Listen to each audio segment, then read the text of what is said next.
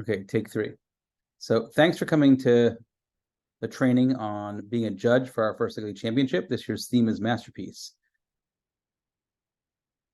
The first question is, what is FIRST? And who better answer that question than Dean Kamen, inventor of the program? We are joined by Dean Kamen, inventor, innovator, and the founder of FIRST. Thank you so much for having us here today. Thank you for being here, and thanking you in advance for helping us promote FIRST. Well, first, let's start with FIRST. What is FIRST? FIRST, the word for inspiration and recognition of science and technology, is a not-for-profit organization I put together 30 years ago this year to do exactly what our name says.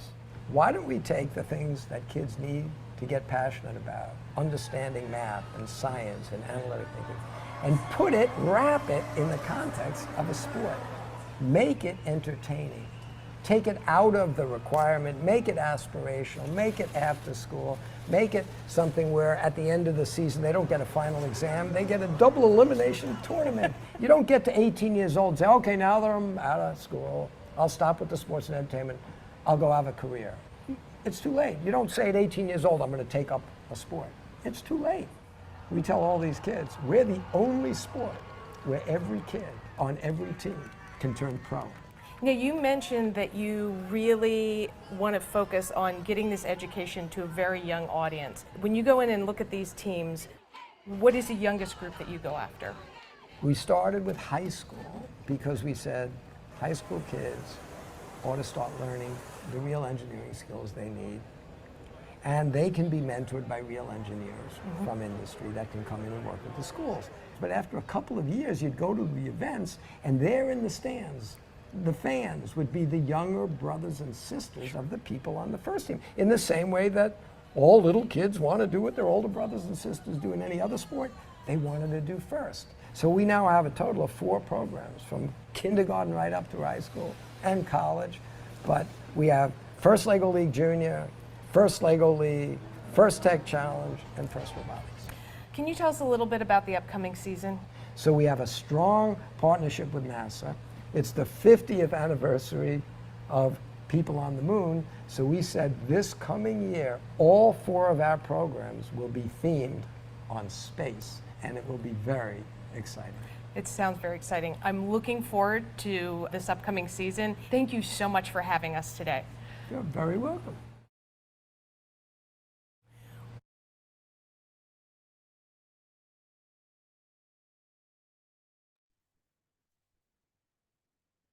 Hopefully having Dean Kamen explain the purpose of the program and some of his vision is a little helpful to understand why we're all working so hard this Saturday to inspire these young children to pursue careers in STEM. The first thing I want to talk about was how to get to the engineering building. When you arrive on campus, you should park in the parking garage in any level except the top level. If you use the address that is located on our website as well, that will bring you right to the entrance of the parking garage.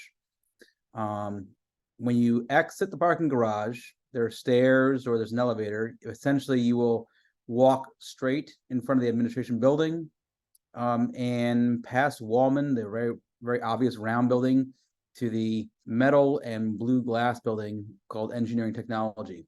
When you enter the building, there's a big sign that says, welcome to FIRST Lego League, and you will be already on the 3rd floor. So the overall schedule that's published and available for everyone to see is at 7:30 doors open in the Falcon Center. Our judging begins at 8:15. There are going to be practice rounds at 9. We have FLL Explore judging at 11:30 to 12:30. Our lunch break for everyone is from 12 to 1:30, although ours can extend longer than that. Immediately after lunch, there's going to be the FLL Explore recognition and awards.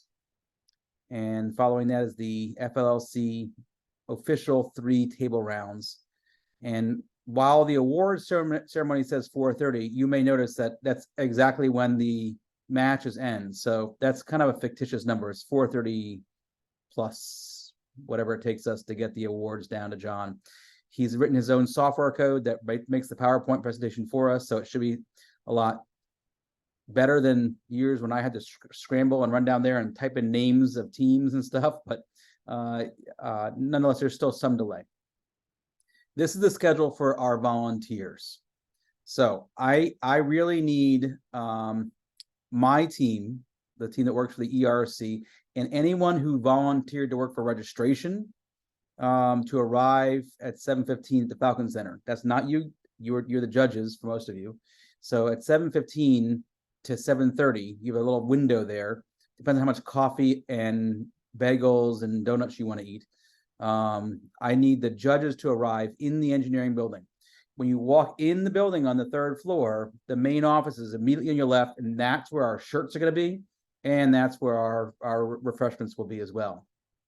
I'd like to ask that if you run cold and you feel like you need to wear a big jacket or a sweater or a sweatshirt, please wear a turtleneck or something else underneath so you can put the staff shirt on over top.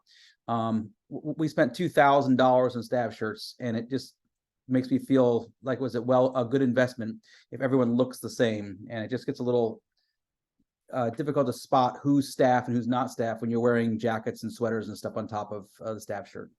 I think it helps the kids too, that they see that we're all representative of West Virginia Robotics Alliance, and that we're just, it helps the kids too. Exactly. It identifies you as one of the judges. Mm-hmm. When you just past the main office, there's a little conference room, and we're going to have all the room numbers written on the board, and I'm going to be having you sign up for a room. What's most important at this point is that you indicate your prior experience. So you will say, I'm Musat, I have judged Lego League 4 times before, I'm particularly interested in robot design. And that way we try to diversify and have 3 judges per room. At the minimum is 1 judge with prior experience in the room, and we need someone responsible for each of the 3 rubrics. Even if we have 3 judges who feel more strongly about robot design, I'm sure you can handle watching the students' presentation on their favorite hobby and how they want to promote that. You're qualified to do that. At 7:30 is the official judge meeting. So anyone who somehow missed both this session and the recording, we'll try to get them up to speed. And that will be in room 305. Oh, it says 305. I think that's actually the lecture hall. So it's not, it may not be 305, but it's going to be in the conference room, which is right off the main office. Musat might actually know the number of that conference room, but I don't remember right now. The 305 is the amphitheater. Yeah, it's the large lecture hall. So it's not in 305. That's a typo in my presentation. So it'll be in the conference room right off the main office. It's 300. That's Okay. 300 or 302, something like that. For that, we need to enter somebody has to be the secretary but I know the code, so I'll be there. The worst is that I open the door. Okay, Great. I'll try to get there. And I'll be there. I have a key to the whole 3rd floor as well, and so does Deb. Oh, perfect. We should be good. At that time, if you brought your own laptop, please log into FLLtournament.com. If not, we will have a cart of laptops. I'll have a login. So there's obviously a little bit of delay for you to get signed into the computer, get the internet up, get logged into FLL Tournament. But please, before Saturday, go change your password to something you know, because the automatically assigned password is some, randomly generated number, and it's just hard to get that, and you will need to have that. At 8 o'clock, I'd like all the judges except for 2 rooms to be in their rooms and getting settled, and that means any last minute arrangements, getting your laptop set up, etc. And I just want you to have a calm, relaxing morning as well. So if we're all there on time, then that mean that we can easily get our room assignments, wander off to our rooms, get to meet your fellow judges, get your staff shirt on, etc. At 8:15, the first judging round begins. I just want you to note, we do not have cuers for every room. I will be in the hallway and all but one room is on the 3rd floor. So I'm going to try to make sure that everyone gets in their rooms and they're in the right place. I'm going to check their schedule and say, are you team, 5218? Great. You should be in room, 308. Super. But I'm not going to have the chance to open every single door at exactly 8:15. So I would like one of the 3 judges to say, oh, it's 8:14. I'm going to stand by the door. 8:15, open the door. Let those teams come in, welcome them in. It's really important, and I'm going to reiterate this throughout the presentation, that you be happy, that you exude excitement about having them here on campus, sharing the work they did. Believe me, there's a tremendous amount of stress and anxiety on these teams. This is a very big high stakes test, and a lot of these students have not presented in front of adults like this before. So it's definitely, they're on the edge of their comfort zone, and your job is to put them at ease. And that starts the moment you open that door. So we have a schedule, which I'll go over in a minute, in terms of the actual judging rounds. So this is not related to the judging team that I'm talking to predominantly here, but at 11:30, we're going to take a break from our practice rounds out in Gym 1, and the referees and other key staff that are all over in Falcon Center will do interviews with our FLL Explore teams. That was previously FLL Junior. And they're going to get down at eye level and interview and ask the kids meaningful questions. And if they would like to have a rubric returned, we can have 1 or 2 of those on hand as well. Every team's going to receive recognition. I believe we decided not to do specific awards. I'm not quite sure. It just seems like extra effort for, I'm not sure how meaningful it is if we just choose it. You got the Einstein Award, you get the Programming Award. Everyone gets an award regardless. At 12:30, judging ends. So you've gone through your 6 rounds of judging. For most rooms, 2 rooms have 5 rounds of judging. And at that point, we would like you to finish up your deliberation of that last team. If you need to take the laptop with you, take it, and walk over to the Falcon Center. You're going to go straight to the 3rd floor, and that's where your lunch will be served. And there will be, okay, so then I'll go over the deliberations of what the expectations are there. But at 1:30, we're doing FLL Explore Awards. At 2 o'clock, we do our robot games. That's the official 3 rounds that each team gets. And somewhere around 4:30 is our closing ceremony. I would appreciate it if you're able to stay for the closing ceremony. It's meaningful to the teams. Again, back to the whole point is that we want to let all kids know that they can go pro in the fields of STEM, and having you there really is what makes it most meaningful. Here's the judging schedule. You'll see room 313 and 427 are not starting until 9 o'clock, but the rest of the rooms have an 8:15 start time, and they have 6 teams that'll come into their rooms. 1, 2, 3, 4, 5, 6. Yep. I want to talk about the layout real quickly. The expectation is that the judges will sit usually with their back to the whiteboard or, on one end of the room. You may have to pull your chairs around so that you're facing the students. We will probably have the room set up for you, but just in case you think, gosh, I'll rearrange this, it may have been arranged on purpose in a certain fashion for this reason.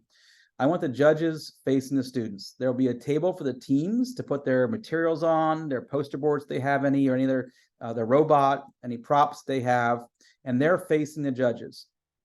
Any spectators that choose to enter the room, I am not banning spectators. It's important for them to know that, and I believe it's appropriate during the welcome for the judges to say, adults, you are welcome in, but you are to be seen and not heard.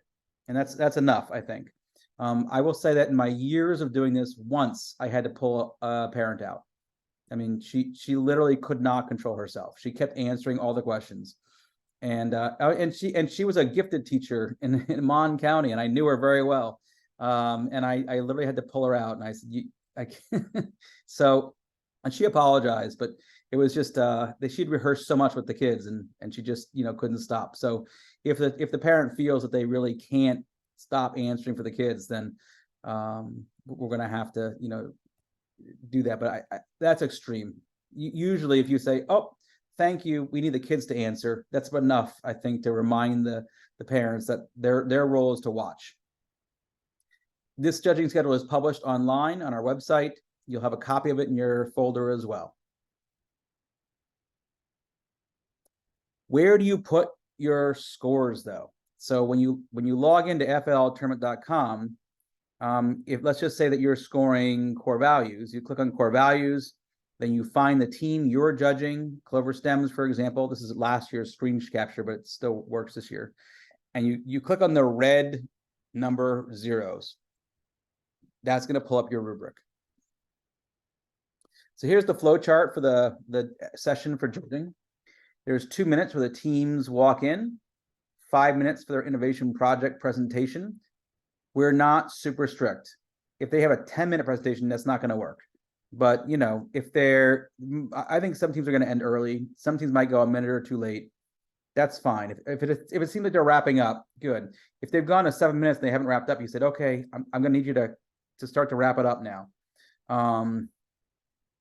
Try not to cut them off. We do have some fudge factor in here, particularly when it comes to, you know, there's not a whole lot for core values, and we have another little fudge factor I'm going to talk about. But they do their 5-minute Q&A on innovation project. That could be cut a little short if they went over a minute. Then they do 5 minutes of robot design. Again, Q&A for 5 minutes. Now, this is one of the areas where we might diverge somewhat from the national program. Officially, teams are told you do not need a core values presentation. It's not advised. We are welcoming core values presentations. There is a rubric for it. There's an award for it. I don't understand why they've eliminated the presentation for it. So Casey and I have agreed that if a team would like to present a core values presentation and how they achieve those aspects of the rubric, that's welcome. So please don't reject a team who would like to do that. Again, I'm differing here from the national guidelines a little bit. Another difference, and this is our fudge factor. Officially, they're asking you to do like one of those Stars TV show, episodes where you then, tell the teams what great things they did and what bad, what things they can improve. I don't think it's appropriate at that moment on the spot to try and come up with, things for feedback for the team. If you have more questions about their core values, you can ask those. If you have more questions about anything else, you can ask those. If you're done, you can let them go. Casey? Yeah, I just wanted to mention too that some teams are familiar with this judging session flowchart, and some of them, they're all actually probably brand new to have the ability to do a core values presentation. So actually kind of guiding them through the process, I think is important as judges, that it kind of helps the kids. Okay, so can you give us your innovation project presentation? You might need to do a little bit of guidance through the entire process. And when you do get to core values, you can ask them like, do you have a presentation prepared for core values, or would you just like us to ask questions? So being able to provide that guidance to the teams, I think, number one, it helps, the kids to be able to just feel a little more comfortable and not, it's like Todd said, it's high stress on these kids. It's usually the first time they've done this, and it's 3 presentations. That's kind of a lot, right? So I think it's helpful, for the judges to be able to help guide that process. Thanks, Casey. There's a 15-minute window as the team leaves, and that could be a little bit longer if you didn't have a feedback session or if they left early. Make sure you exhaust their ability to answer questions, though. Your job is to get as many points on their score sheet as possible on the rubrics. So if you've asked all the questions and they've answered everything to their ability, then they might be done. They might take the full 30 minutes, in which case you have a 15-minute window to try and complete your rubrics. We really want you to do that. And I'll explain a little bit more about what that means, and get ready for the next team to come in. Choose one of your 3 judges to be the one that opens the door right on time and welcomes that next team in, and the cycle repeats. Yeah, and I just want to kind of go off Todd, asking the questions, and if you checked all the boxes, just being able to ask, we do have a list of questions that you can go off of. But even just like, what was your favorite part of the season? Just like really basic questions, I think are helpful. It gets the kids, to be able to kind of warm up and, feel more comfortable. And even just asking, what was each of your roles, for innovation project, and go down the line. So just kind of getting them to talk a little bit more, even if they checked all the boxes on the rubric. It's just helpful, I think, for the kids to feel like they got value out of that because they've worked so hard since August. Some teams practice 3 or 4 times a week for a few hours each practice. So I think giving them the opportunity to shine and helping guide that is, I think it's pretty cool as a judge that we can empower the kids to do that. I'll also, on the flip side, say there's some teams that had a chance to only meet for a couple hours once a week. And even Right. then, someone got COVID and there was Thanksgiving Right. break. And so they may have only had a half dozen or, meetings or so under their belt. So they may not be totally prepared, but they're here to have a good time. And that's our responsibility to try and make sure that happens. Okay. When the teams arrive in the room, there's a script for you. Hi, welcome. You must be the cookie crumblers. And my name is Todd, and I work here at Fairmont State, and I also run the education program for the NASA facility. And we run through quickly who you are, and then this kind of gets at what Casey was talking about. Icebreaker. Tell us that this is your first year competing in Lego League, or third year, or whatever. You could ask some questions about how often do you meet or something like that. Get an idea maybe for the depth of the team. And what their structure is. Are you a school-based team? Do you meet after school? Do you meet at someone's house? So those kinds of questions are icebreakers. There's a rubric for each of the 3 judged areas, and you will have paper copies. I'm hopeful there is no issues at all with the internet or with FLL tournament, but if I don't make a backup plan, I can almost guarantee there'll be an issue. And so you will have paper backups. And so at that time, what you're going to do is you're going to go through and hopefully give a checkbox for every single one of these areas as they give their 5-minute presentation. So if you have FLLtournament.com pulled up, the rubric looks exactly the same. One thing you need to know is that if you click the 4 exceeds, you're required to write a comment in there as to why you felt that team did an exceptionally good job. I'm not trying to scare you away from 4s. And our champion teams are going to have to be in 4s. But accept that the first team you see is going to be the best team you saw for the day. The second team you see, now you'll get a little bit of calibration there and say, oh, that first team is actually better than this team.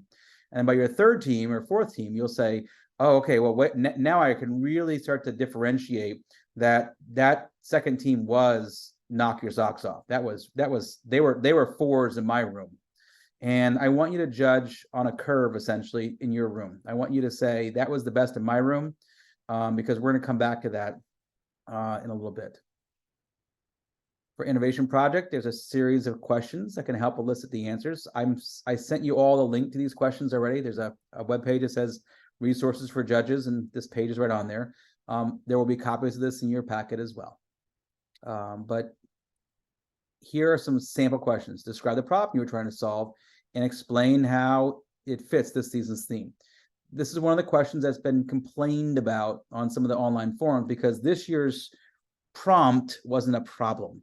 It wasn't transportation or energy or healthcare or something. It was, tell us about a hobby that you enjoy and how can you share that hobby using art and technology and get more people involved in the hobby. So it might be that my hobby is bowling, and I'm going to take my bowling ball to school with me, and I don't know. So maybe there's some ways that or maybe they use their spheros or something. They come up with some way to do a bowling game with robots or something. But the point is, they're going to try and share in a creative way and get more people involved in their hobby. So it's not as much a problem. So don't get too hung up on that word problem. That's all. But you can see there's a variety of questions here that kind of guide you through. If you have your own questions, that's super. But make sure you do not ask yes or no questions. and also make absolutely certain that you're letting the students talk.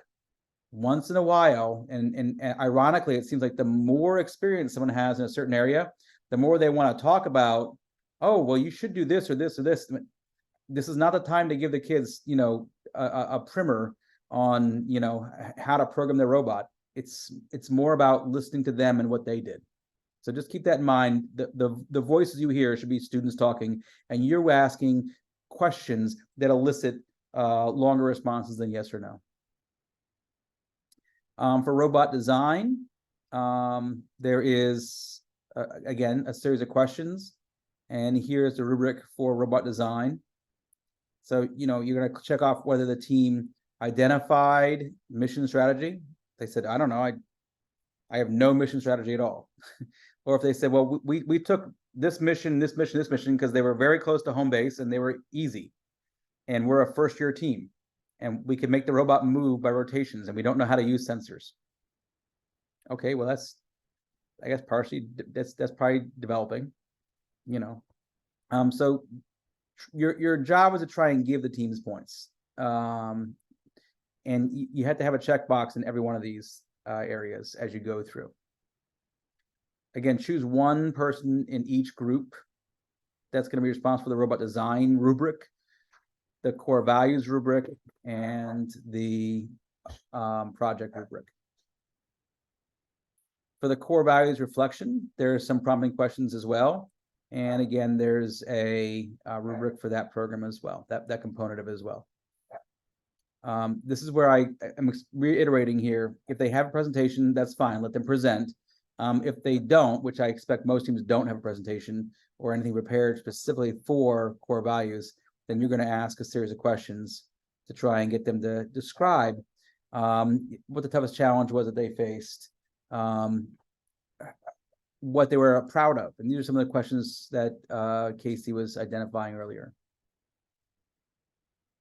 So at the end, remember the smiling. Make sure that the happier you feel and the more smiling you're doing, the more at ease the students will be. This is part of why we have goofy hats, and we try to lighten the situation a little bit with brevity. But thank them for everything they did. We want them to walk out feeling like $1 million. Even if they they forgot their lines, they dropped their cue card, or they forgot what they're going to say. Let them know how much you appreciate all the work they did, and that they were willing to do something that most students are not doing, that most kids in our country and our state are not, putting in the effort to design a robot and do a research presentation and present this in front of a panel of judges. Just again, notes, if you exceed 4, you have to write a short but thoughtful comment. You do have 2 boxes in the bottom of every rubric. The great job and think about. So I'm going to suggest that you use the 2+1, 2 positive comments and 1 thing to improve. I'm not going to emphasize the improvement part too much. Don't go crazy on all the things they have to do to improve. Just to put it in context, we have 3 teams that are going to move on beyond this event. One's going to go to World Festival, and 2 will go to invitational tournaments. But most teams, their day ends. I'm not saying don't give them feedback. I'm just saying you don't have to be overly critical, because there's not really an opportunity for them to, redesign this and prepare it. Although a lot of folks want to emphasize that this is a multi-year initiative for many teams. KC students did this year after year after year, and they got better and better as they did it. Yeah, and I wanted to say that the feedback is helpful, and like Todd said, the positive stuff, especially for the majority of our teams are rookie. I think 80%, even more, maybe 85% are rookie. And they're young. So that's super important to just, exude that positive reinforcement. But then, we hope to see you back next season, right? A comment like that, or, something to think about for next season might be to, I think on innovation project, there's the creative aspect and how you do the presentation. Maybe you could,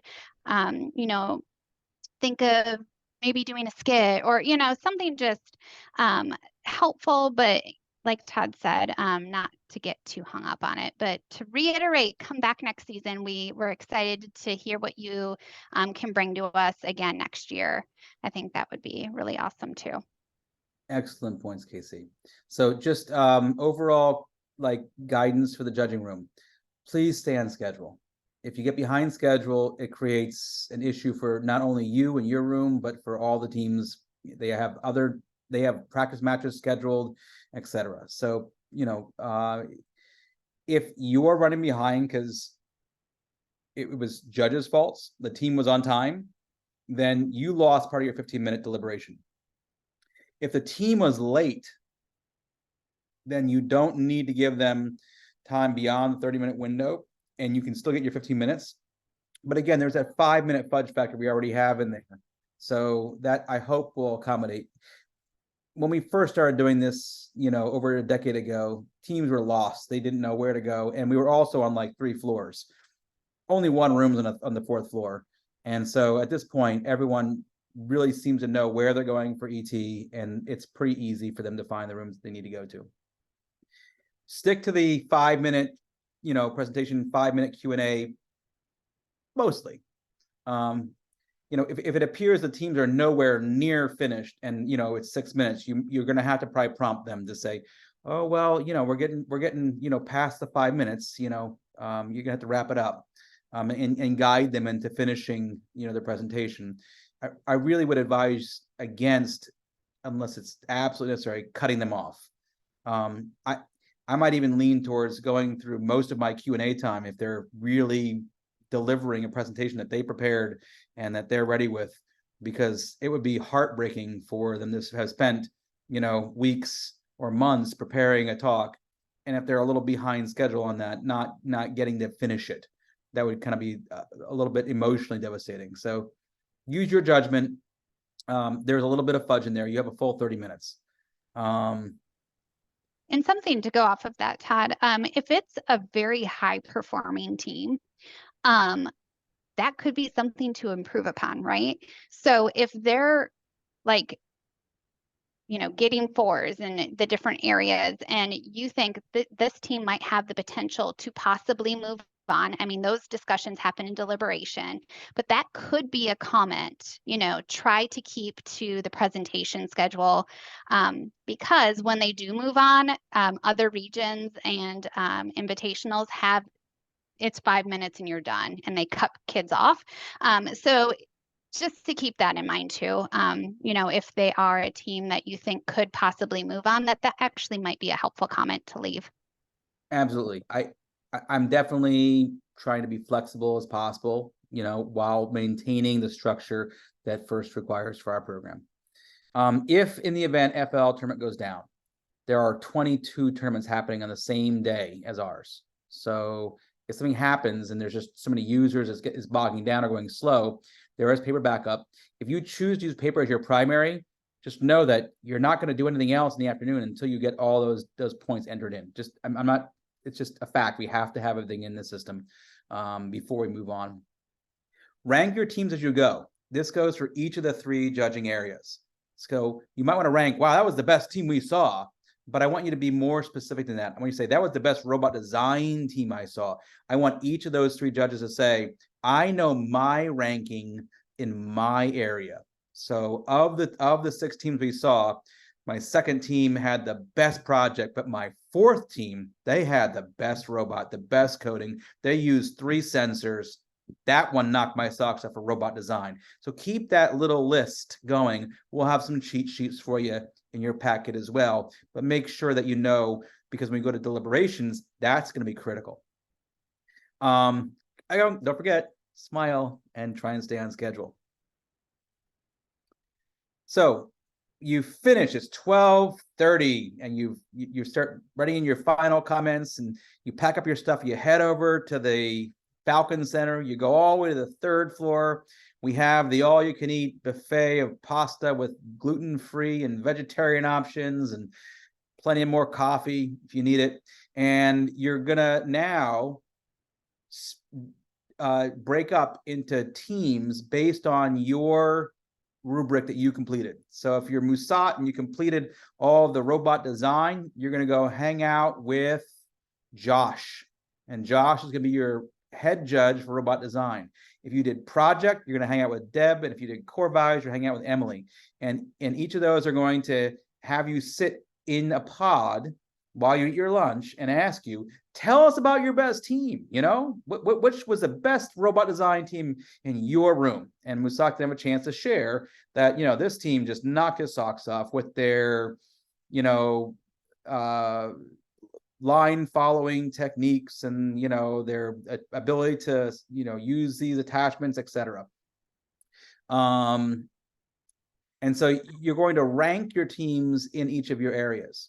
Right. And I think during those conversations too, it's helpful if they were strong in all three areas, that you also talk a little bit about that, you know, that they could possibly be a contender for a champions award as well. Now, let's just say that you were one of those teams that did not put your rubrics in on the computer as you went, or in the 15-minute window. You're going to have to do that now. Okay. Or if there was any glitch whatsoever in the system, we're going to have to try and get those in at this time. Now, the head judges and I have discussed, if there is an opportunity for you to go down and talk to the teams and watch some matches, that's going to happen around 1:30. You might even have a chance to celebrate the FLL Explore teams as they get their awards. And so come down and, you know, all the burgundy shirts, you know, are going to be, you know, be able to give them a hand. That's going to make them feel special, because that's our gateway drug right there, is the FLL Explore, our younger students. Their ages like 5 or 6 to 9 years old. And we want them to have a positive experience and see the older students and come back and compete in LEGO League and other programs beyond this. And I think that's kind of where the magic happens. I don't know, like, I feel like championship day is like Christmas morning for me, because it is so exciting. I love talking to challenge teams. That's kind of where I got into all of this, was coaching challenge. But Explore is amazing. And the things that these kids come up with, it's just so exciting. They're going to end up, you know, I think, you know, as judges, we go in and we think we're going to make a difference, right? They're going to end up like impacting you that day. So I highly suggest, you know, trying to check out some of those Explore projects as well. Absolutely. Approximately 3 p.m. And that really depends on what the head judges tell you. I need you back up in the 3rd floor conference room for our final deliberations.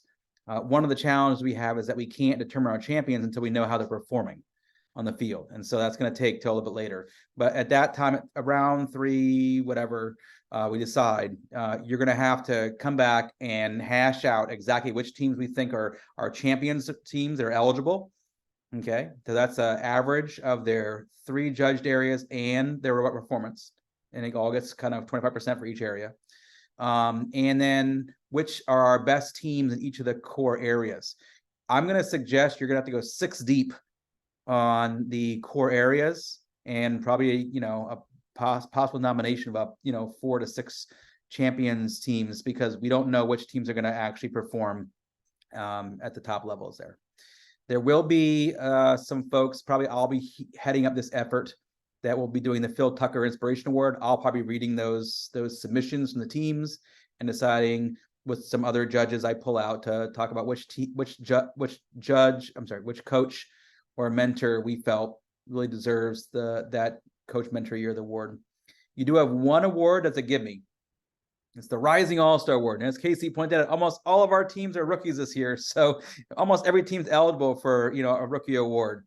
And so we'll pick one team that, man, this team really made an impression on you, but gosh darn, their robot fell apart, you know, or, you know, for whatever reason, they weren't necessarily the most highly performing team, or maybe they were right in the cusp and they were winning your champions awards teams, but they just didn't perform high enough.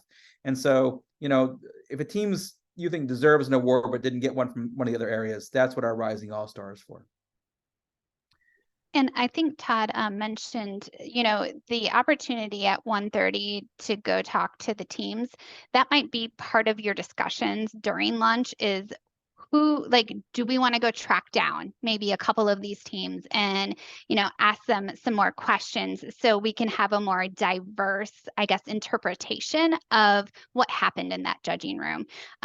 So I think, the interviews are just that, additional opportunity, and for you to get to know those teams a little bit better, because most likely you haven't spoken to them yourself, right? So I think that's a really great, try to track those teams down and ask some additional questions. As a judge, my favorite part of the entire program was always going into the pits and talking to the teams in sort of like their more natural environment, if you will, and following up. If another room said we saw that team and man, their project was knock your socks off, and they have this model that works. Like for example, we had one year where everyone said we're creating apps. And I was like, oh, great. Another team that said they're going to make an app, and they had a picture of what the app might look like. And then I had a team who made the app. They literally had it working on a tablet, and I could click through it and the whole thing worked. I went down and talked to that team and went through that. And man, that definitely influenced me. So I think that having the opportunity to go and talk to teams that were scoring very high in other rooms that you didn't see is another thing that we'd like you to do if you do a pit visit, it's called. I believe we will have time to do that. And so I'd encourage you to take advantage of that opportunity. Watch a match, talk to a few of the top teams that you think are in contention for those awards. What awards are we giving? That's always kind of fuzzy, right? Like I actually buy the trophies and I have to keep referring back to my spreadsheet. So we're giving away 3 Champions Awards. These are our top 3 teams overall across all 4 areas. These are mutually exclusive awards for the most part, meaning that if you assign a team a Champions Award, they're eliminated from other judged awards. And I'll explain what that means. There is a Core Values Award, one of those. There's 1 Project Award, 1 Robot Design Award, and 1 Rising All-Star Award. These are judged awards. The Coach Mentor Award, again, is to an adult, so you don't have to worry about that. And the Robot Performance Award, Earl, in most events, they give away 1 of these awards, but Earl has always told me from the first day we did this that that's not fair, Todd. You give away 3 judged awards, and I want to give away 3 robot performance awards. So we give away 3 of those trophies as well. So the ones that you have to decide on are Core Values, Innovation Project, Robot Design, Rising All-Star, and then our 3 Champions Awards. This is what FIRST provides, is kind of a flow chart. You complete your rubrics after each judging session, and by handing in, we mean you hit submit and save. FLL tournament has them in red if you haven't done anything, yellow if you completed some of it, and they turn green on the score list. So I can easily click on it, which I will be doing during the tournament, and saying, oh, Casey, your room's not done yet. We deliberate the Champions Awards and any other awards that we're trying to give.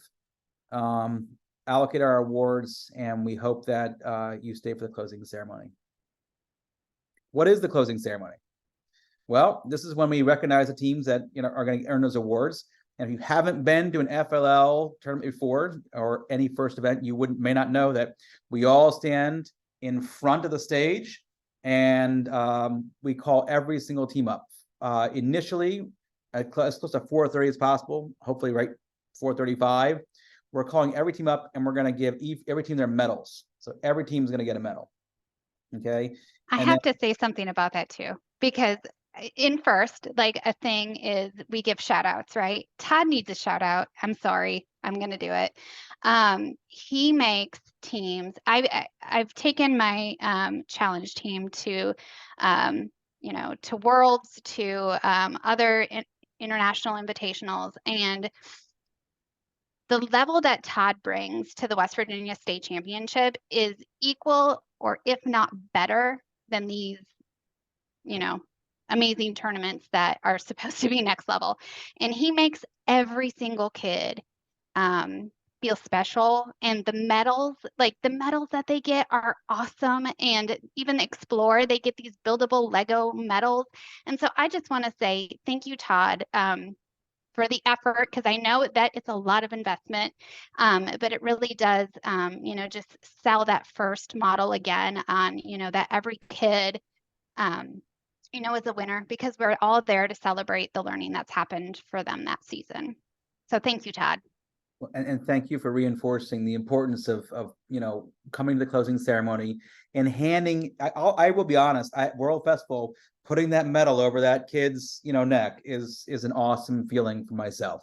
And I know Casey said this as well before, but I feel like I get as much or more out of it than the kids do. And my first tournament I ever went to, I actually judged Earl's kids. Earl was coaching FLL.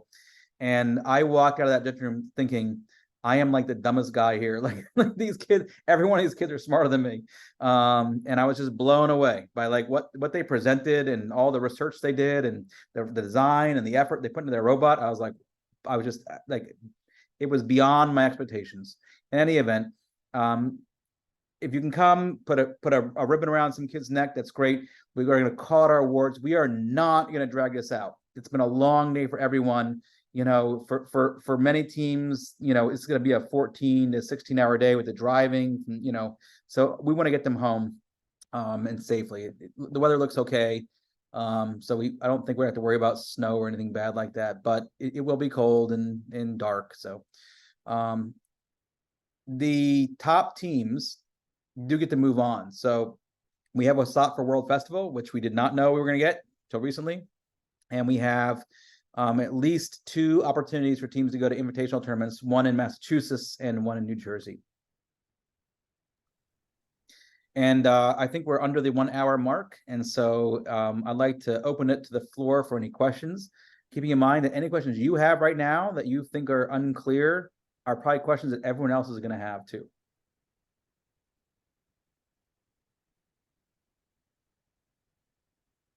I know, I got in here a little late. I'm sorry about that. Did I miss anything? I got here about 20 minutes late, had some computer trouble. Yeah, don't worry about it. This whole thing's been recorded.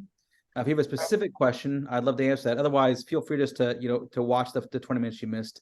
Not an issue. But of course, on our website, which is wvrobot.org. I dropped the link in the chat, Todd. Yep, that and if you click on upcoming events, you can see FLL, and on there is a schedule.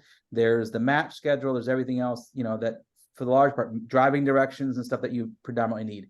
The extra details are in this talk. All right, thank you. Sure, you're welcome.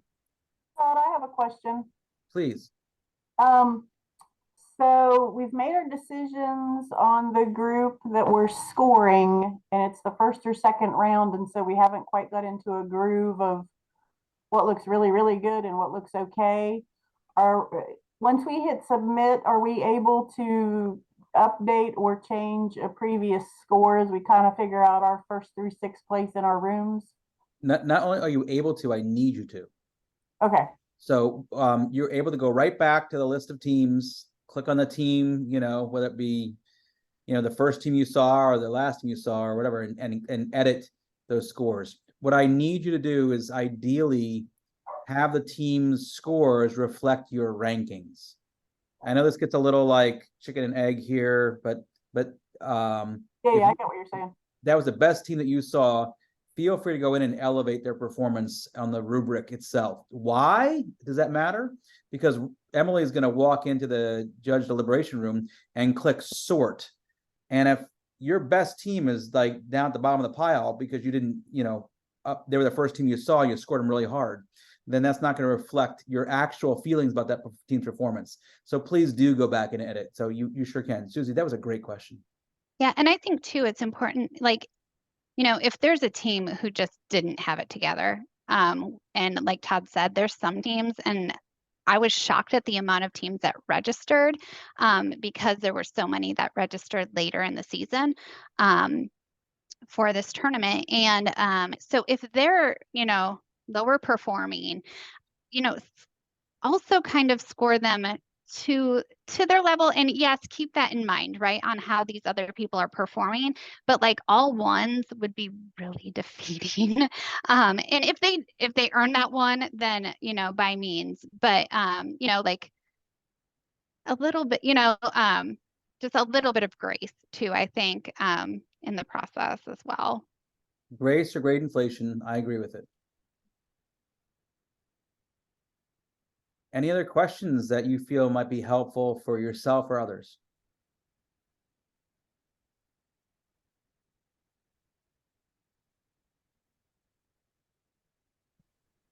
What for this FLL tournament website? Do I need to register to log in, or how do I log into that website? Yeah, so you should already have done that. Otherwise you probably wouldn't have got the invite to this meeting today. Okay. I'll So are figure you it set up out. as a judge, or are you a referee, or what? Do you know what role you were? I'm a judge, I believe, from my Great. email. Okay, so then you would have gotten the email. You might have got it twice. I apologize. At least one person said they didn't get it.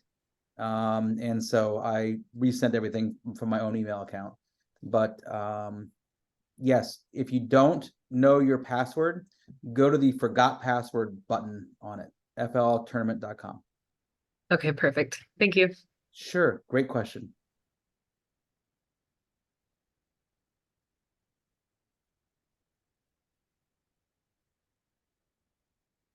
All right, well, thank you again for watching this training for the 2023-24 FLL State Championship. And if you have any questions, feel free to reach out to me.